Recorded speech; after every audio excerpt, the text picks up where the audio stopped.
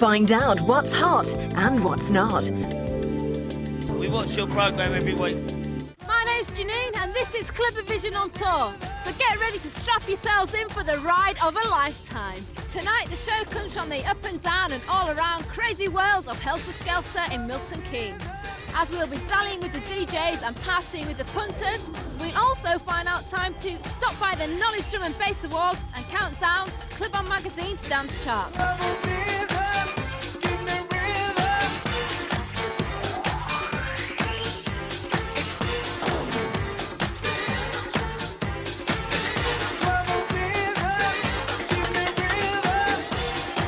Hi, it's Funky Fabio, CLUBAVISION, ITV. 1999 marks the 10th anniversary of Helter Skelter. In that decade, the carnivalesque party extravaganza has been all over the British Isles.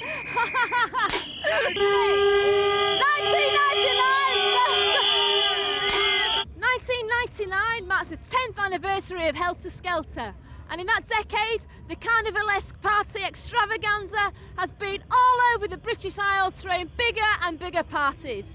Tonight, 7,000 revellers will be enjoying 12 hours of music, from drum and bass to hardcore trance to old school. So I'm off to investigate just exactly what they mean by nocturnal villages of futuristic entertainment.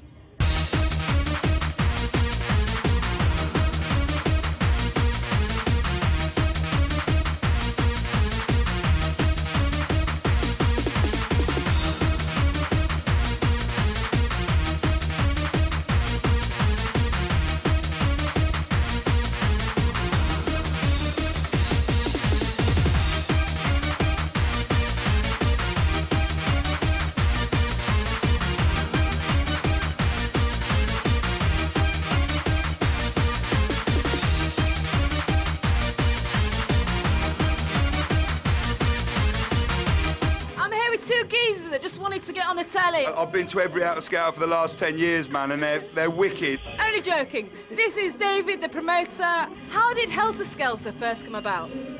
Funky Fabio and Groovy Groove Rider, we used to go to their party in Rage, and I came out there one night and said, yeah, I'm going to do a party, and that was the start of it.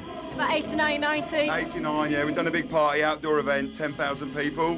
When did you first decide to use the Denby Leisure Centre? About 6 years ago. We came into the offices of Denby Leisure Sompix for the Sanctuary, and for our first event we actually booked the Prodigy, and we came in to see how much they charge for the venue. We said, well, what happened if we put X amount of cash on the table now? And they said, you've got a contract. So I got my money out and got my contract. You put a lot of effort into the production down here.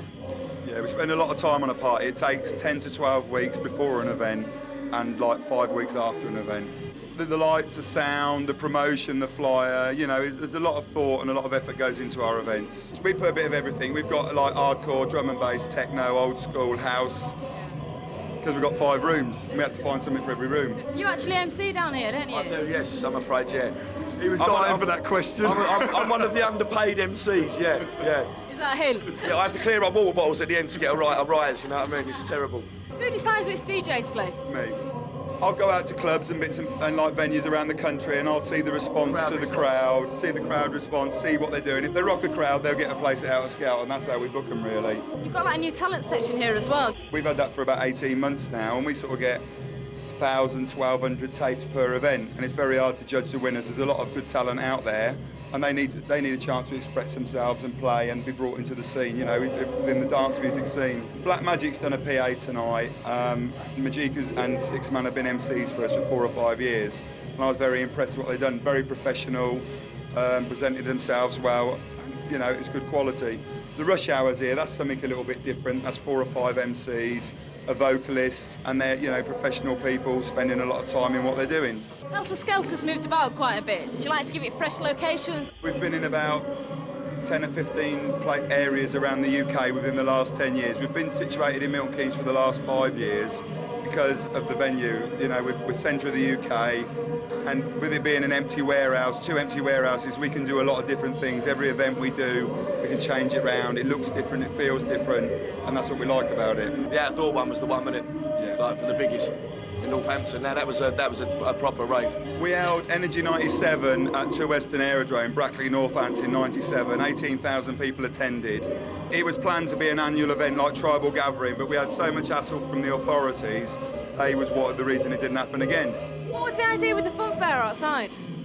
It's just something we've always done, really. We've just put a fun fair outside, and when we started doing our events, we sort of looked at what everybody else was doing, and we thought, let's try and give a little bit more. And we went to a couple of events, and fun fair rides was £3 each. So we thought, let's sort it out and charge nothing. Have you actually got a Helter Skelter? No, we used to have an Helter Skelter in the stage, and like the DJs used to play off the top of an Helter Skelter. But about 4 years ago, when we put the Helter Skelter in the sanctuary, Carl Cox played. And Carl, this is nothing personal, he couldn't get behind the decks, there wasn't a lot of room up there. What's all this press with Judge Jules banning people within the house clubs with glow sticks? I think he's out of order. So Mr. Jules, sort it out, have a word. And can you just hold on while I put my yellow glasses on?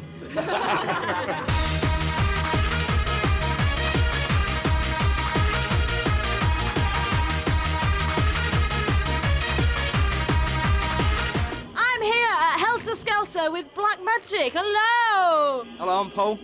I'm Lee Spiker Williams. I'm a Jika. The Sticks Man. And Valerie Ann.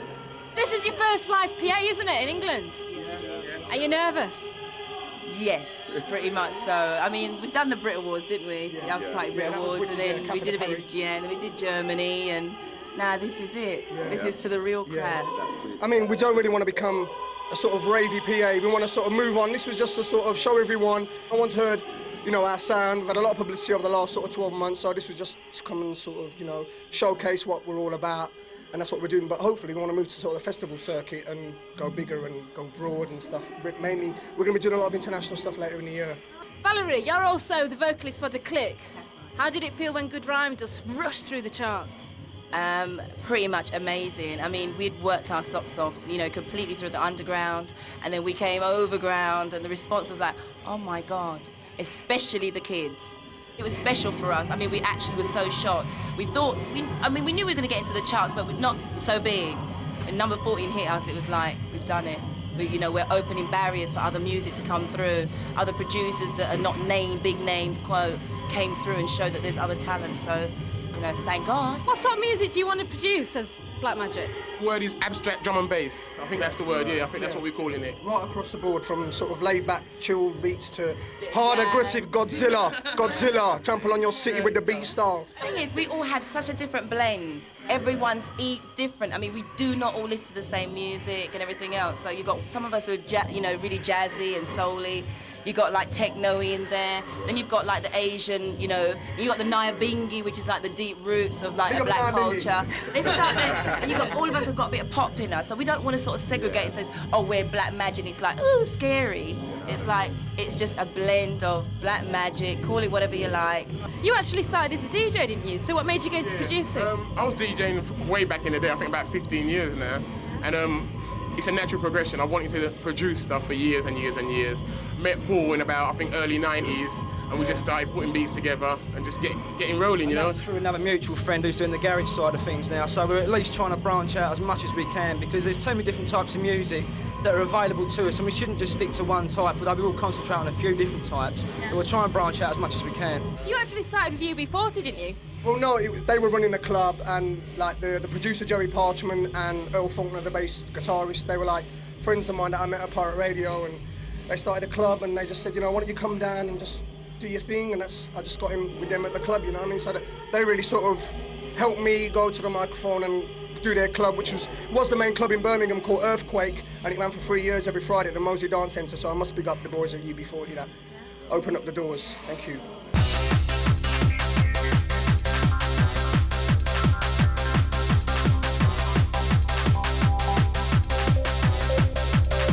My name's Danielle. My name's Tammy. And where are you two from? Lake District. Fulham. Bristol.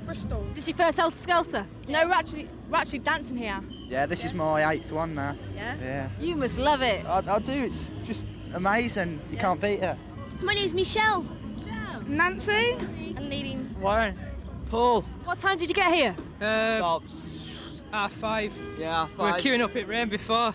How long did it take you to get here? Like 2.5 hours. 9 o'clock, was it? About that, yeah. What do you think of the crowd here? Spot on. Everyone's well up for it. Yeah, we're up for it. I feel it's going to be so good. Yeah. Start of the night now. How do you think it's going to go? Brilliant. It's best all the time. Don't matter what time of day it is. We only dance for happy hardcore, and that's it. Can't dance too much else. Which room are you going to be in? Happy hardcore. That one there. Hardcore over there. Hardcore, definitely. Probably the old school room. We always dance when we're at home and in our bedroom and that. She teaches me. Which DJ do you like? Hixie. Sharky. Yes, Marky G. What do you think of the fairground? Have you been on that yet? Yeah, we've been on it all. Free as well, isn't it? So that's all right. Worth the money. Yeah, most definitely. What do you do with these? You put them in your arms like that. Freeze them again, but you can. We see other, faces from other places, like up at the Q Club and that. We met some people from down here, from up there, like.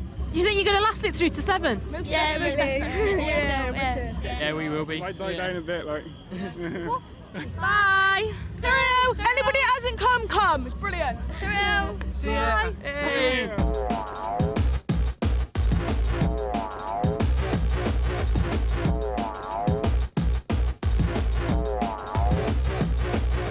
I'm here with the very lovely Fabio. You've played at all sort of venues. What's been some of your favourites? I like the underground stuff. Yeah. You know, I'm more kind of suited to my music, which isn't kind of like that commercial really. So people that know what they're going to come and hear, I kind of prefer that a little bit more, you know. I don't do a lot of kind of raves anymore. It's more clubs, and this is wicked. How's it going on Radio 1? Yeah, it's wicked. We just finished doing a tour. I actually love the radio because that's where we started. It's more of a kind of relaxed vibe, and I can kind of prefer that sometimes. Basically, what we wanted to achieve, we was doing it on a London station, and we won loads of awards and stuff for that, and we just wanted to kind of spread it nationwide, you know, and people listen to it on the net as well. They pick it up on satellite. We get calls from like faxes and stuff from Germany, all over. What are you up to in the near future? Got an album coming out with my label Creative Source in August, and we do a nightclub called Swerve on a Wednesday night in Charing Cross. Going to Australia for the first time. I've never been, and I'm looking forward to that, and Brazil as well. Yeah, there's a lot of things happening. You see drum and bass taking over? No, I don't think that's going to happen. I think all the hype it had a few years ago, I think it did it a bit of harm, really, because it's never going to be kind of commercial, watered-down stuff. It doesn't work with drum and bass, you know what I mean? It's got to be underground and deep. People think drum and bass is dead, and we've had such a bad rap recently. But I think this just made everyone stronger. Do you think it's important to take influences from different types of music, keep an open mind? Yeah, definitely. Yeah. I mean, house. I still play house quite a lot. Yeah. And it's the roots. That's where me and Groove Rider are coming from. You know, people tend to forget that. But I listen to everything. I really try and keep my ear to the ground. Techno and house and whatever's happening. I like the French stuff. I like all the French kind of disco stuff. I like all the really groovy stuff. How did you learn to DJ? I remember just watching people. Got my decks and that was it. I think it's all more about structuring it as well. It's not only about mixing, it's about putting the records in the right place. And a lot of people think if you're a good mixer, that means you're a good DJ. I don't believe that at all. I believe it's the way you play music. What would you do you think, if you weren't DJing? I don't know, you know, be in porno films or something like that. That's because I can.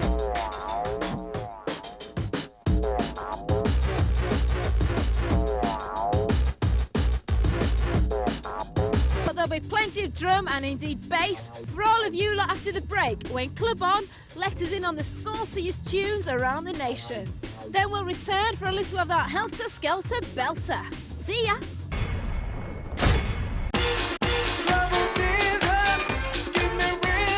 Please like, tag, share and subscribe. Now this is CLUBAVISION and this is how it's done. This is CLUBAVISION, CLUBAVISION's #1.